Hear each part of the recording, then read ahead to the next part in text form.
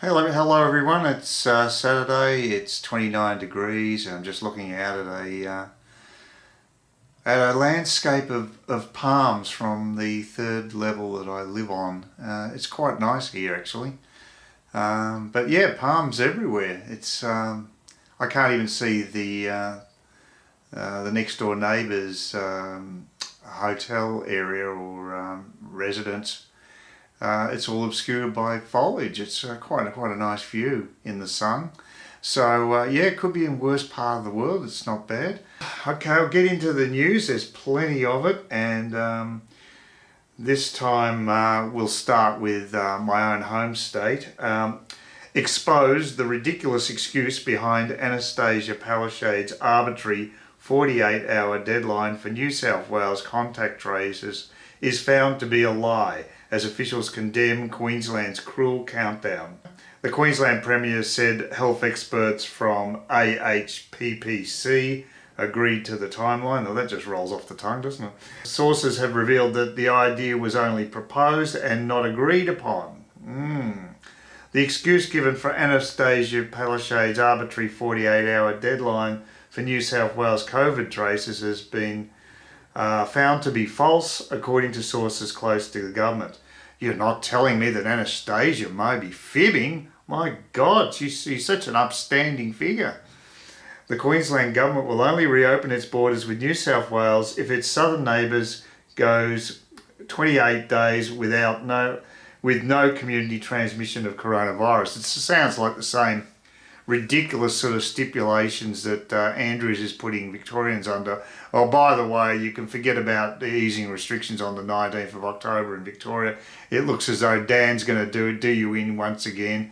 I predicted this. The man loves playing mind games. And I don't think Anastasia Palaszczuk is averse to it either, although she hasn't got much of a mind to play with anyway.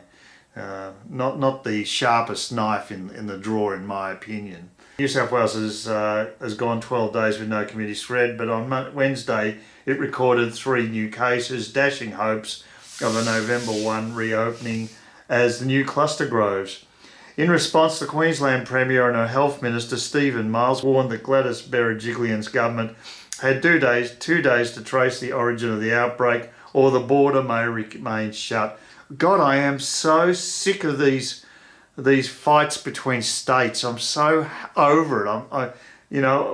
There was a time when I was living in Australia for most of my life, but for the last 6 months it appears as if we're going back to a colony situation. It's ridiculous. Premier Palaszczuk claimed the decision to set the deadline was made by health experts at the Australian Health Protection Principal Committee. That's what we need, more committees in this country. We just don't have enough bureaucrats. There's some more bureaucrats. National body which is leading Australia's response to the once-in-a-lifetime pandemic. Once in a lifetime, who says?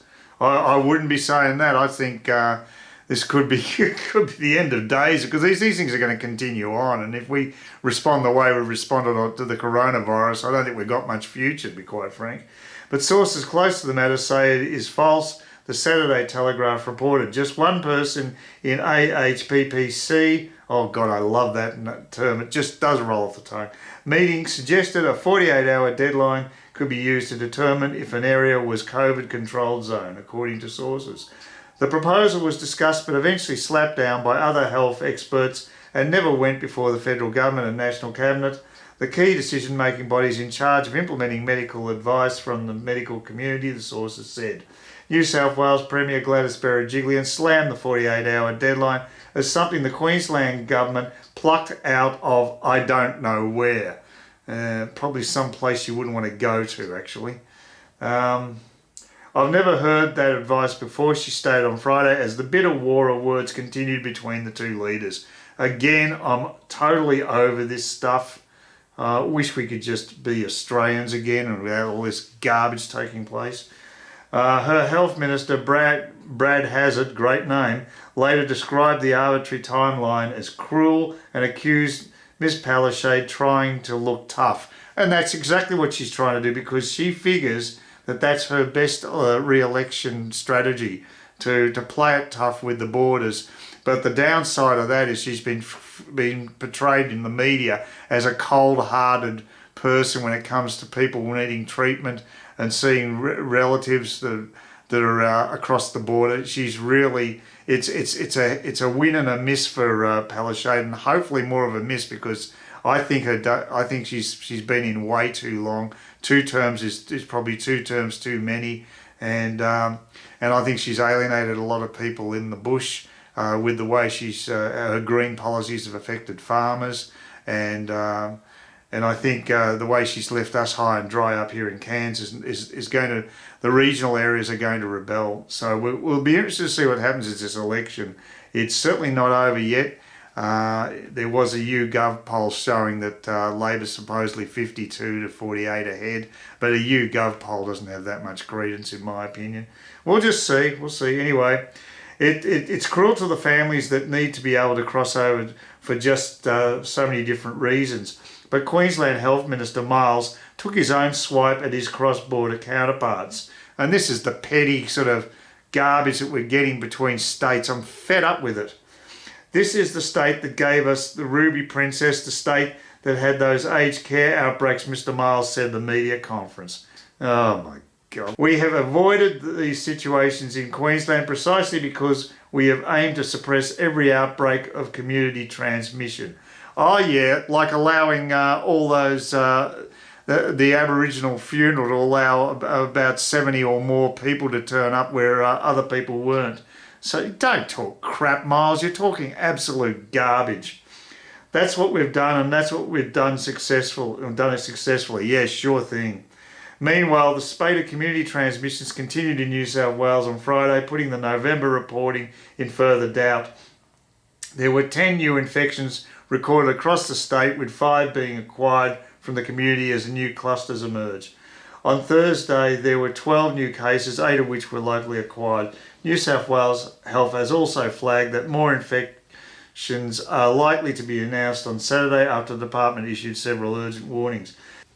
And Daniel Andrews is in the news again. Why? Because, as per usual, he raises the hopes of Victorians and then dashes those hopes at the last minute because of his arbitrary figures that allow him to ease or continue on with lockdown. But of course he's going to continue on because he obviously enjoys making Victorians' life a misery, and he's just going to go on the way he's going. So this is an article from Daily Mail. Victoria records 12 new corona cases and 1 death as Daniel Andrews scraps plans to ease Melbourne's lockdown today. Now let's put this in perspective. Victoria is a state of over 6 million people, about 6.5 million people. There was 1 death and there were a handful of cases, and yet he's going to scrap a ridiculously repressive lockdown.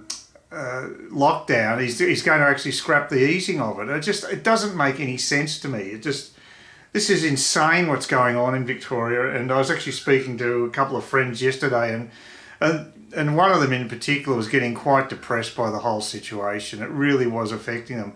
He has to do a runner because he lives about 7 k's away from where his friend is, so he can go over there, have a drink with him, and have some quality time, because he's not having a great time with this lockdown. He's really finding it tough. So that's the human side of it. Stage 4 restrictions will also stay in place in Melbourne next weekend. Authorities had hoped to reopen businesses and the city on October the 19th, though the 2-week rolling daily case average target has not been met. Well, these targets are total BS. I keep saying this, they're just arbitrary targets. It's what the opposition leader in Victoria is saying too, and I totally agree with them. Victoria has recorded 12 corona cases and 1 death overnight, with stage 4 restrictions in Melbourne to remain in place next weekend. Health authorities on Sunday released the latest statistics, which takes Victoria's death toll from the virus to 810 and the national toll to 898. 810 out of 898. What a disgrace it is in Victoria. In the fortnight up to Saturday, metropolitan Melbourne recorded a rolling average of 9.3 new cases per day, with the figure at 0.4 for regional areas. How many flu cases do we have in a normal season? I bet you it actually exceeds these figures, and yet we're going absolutely crazy over this. Some people are saying that coronavirus does have side effects that are much more harmful than the flu, but I'd like to see that actually qualify before we go ahead with that. The main issue is that we haven't overstretched the health infrastructure in Victoria. That's coping quite well. My cousin is a nurse, and she says things are fine at the moment and they're getting back to normal. But that was one of the reasonable issues that was brought up. That was reasonable, but there's so much emotional garbage that's been coming forward, and arbitrary figures about lockdowns and what have you. It just doesn't make any sense. So it's a mixture of some common sense, but most of it's just is emotional hype. Public health authorities decided weeks ago that the 2-week rolling daily case average needed to drop to 5. Why? What is their criteria for that decision? With less than 5 mystery cases for lockdowns in the city to ease in line with regional Victoria. Stage 4 restrictions were flagged to be fully lifted by October the 19th, though these plans have now been scrapped, and I predicted it. This was so predictable that they would never get away with that 19th, October 19th easing of restrictions. It wasn't going to happen. Dan doesn't want it like that. He wants the power. He wants to basically have Victorians on by the throat, and he's got them. Though Premier Daniel Andrews promised on Saturday there will still be some rollbacks. Oh yeah. The 5-kilometre travel limit and dining at outdoor restaurants at some of the restrictions that will be put under review and potentially lifted. Well, I'll believe it when I see it. That's all I'll say. I hope to God it does happen, but I'll believe it when I see it. Mr. Andrews called on Melbourne residents to remain hopeful. Oh, give me a break, Dan. You have done everything to destroy hope in that state. I mean, that is just such a cynical thing to say. And stay the course on restrictions. Of course, stay the course. Saying some rules may ease on that date, even if less significantly than hoped. God, he loves toying with the Victorian public. We always want these numbers lower, faster, he said. We will beat this second wave, but we've got to do it properly. Well, you're going to beat the virus, are you, Dan? Total crap. You can't beat the virus. You can basically manage it. That's the best you're going to get. I know it is frustrating that I cannot give you a complete list of all the things that we propose to change in 1 week's time, but that is not the nature of this virus. No, it's not the virus you're blaming. You're the virus, Dan. You're the one that's causing all this angst. We have got to get more complete picture, so we have to get as many days of data as we can. We are making decisions on the best available evidence, and advice will allow us to keep moving forward. Moving forward, that's the old the Rangers line, isn't it? Julia Gillard. Rather than risking giving back everything that we have done. Oh, well, what have you done? You've destroyed the state. That's what you've done. Mr. Andrews reassured residents strict restrictions will not remain in place for the long term and will be eased considerably by November. If you believe that, you believe in the Easter Bunny too. We will not have these sorts of restrictions well into November. Yeah, right. There will be rules in November. Absolutely there will be. They will be safe and they will be broad or as limited as possibly can be, based on the whole notion of trying to be as proportional as possible. Proportional? You bloody nuked the place. Give me a break. Highest gain for the lowest public health risk. Highest gain. There's been no gain. It's all been bloody drain rather than gain. Based on that whole notion of trying to be as proportional as possible, highest gain, blah, blah. Chief Health Officer, my mate Brett Sutton, God, was upbeat on Saturday about the possibility of eradicating community transmission from the state. Eradicating? Oh, really, Brett? It's all of the immediate responses to clusters. And if you can get on top of each of those and wrap the public health response around each and every one of them, then you end those chains of transmission and they're gone forever, he said. Gone forever? You're a medical guy? Gone forever. Really, Brett? You're talking total crap. Professor Sutton, oh no, it's Professor Sutton again, said a cluster linked to the Box Hill Hospital had grown to 10 with 5 new cases from one family.